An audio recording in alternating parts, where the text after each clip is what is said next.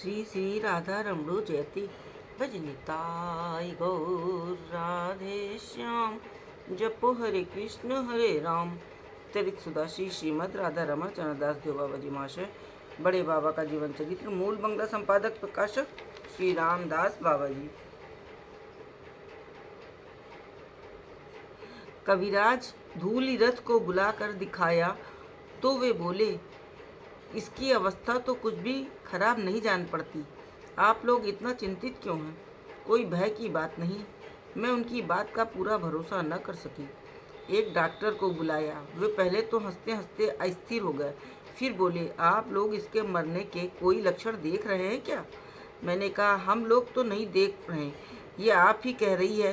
Doctor ने कहा, कोई भय नहीं, साधारण सा ज्वर है। मैं औषधि दे रहा हूँ, आज ही ठीक हो जाएंगी। किशोरी ने औषधि खाने में अनिच्छा प्रकट की।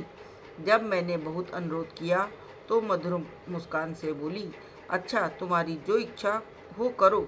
मैंने औषधि दी। दूसरे दिन राधा अष्टमी थी।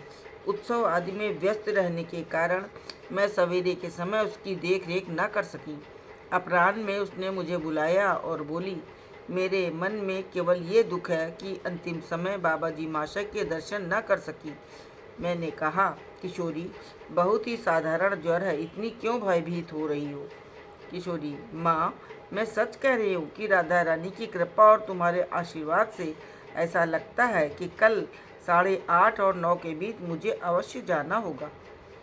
तुम मेरी बात का विश्वास कर तदनुरूप कार्य करो, नहीं तो अनुताप होगा।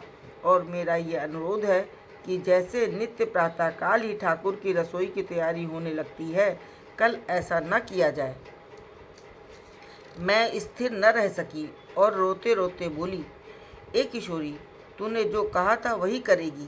क्या सचमुच हमें छोड़कर ब्रज चली जाएगी? किशोरी, माँ, तुम्हारे आशीर्वाद से लगता है ऐसा ही होगा। तुम्हारे दुख दूर करने का कोई कारण नहीं। तुम खुशी खुशी मुझे सजाकर ब्रज भेज दो।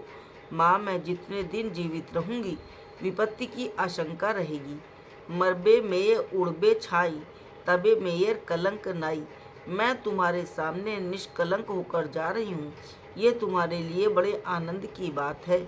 फिर भी बाबा जी महाशय के दर्शन न कर सकी और तुम्हारा मधुमेह संग छोड़कर जा रही हूँ, इसका मुझे दुख है।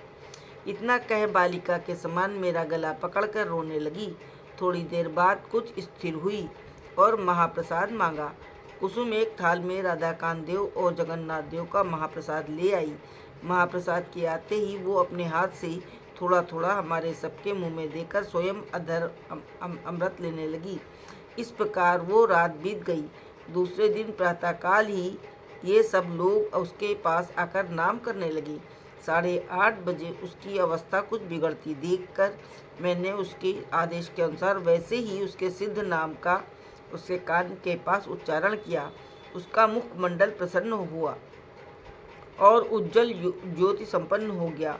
तब मैंने मुकुंद विलास को 2 मालाएं उसके गले में पहना दी।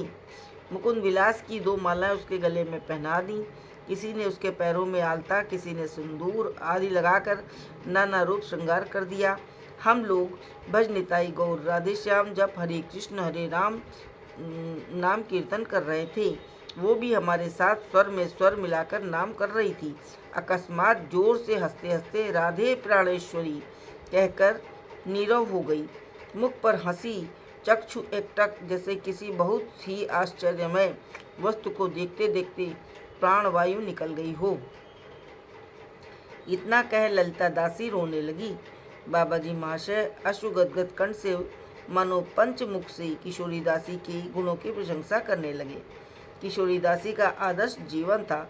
यदि किसी की ब्रज में मधुर भावोचित सिद्ध देह लाभ कर राधा गोविंद की सेवा प्राप्ति की कामना हो तो वो सब प्रकार से किशोरी दासी को आदर्श मानकर साधक देह से श्री मूर्ति में नित्य लीला स्थापन कर भाव सेवा करो।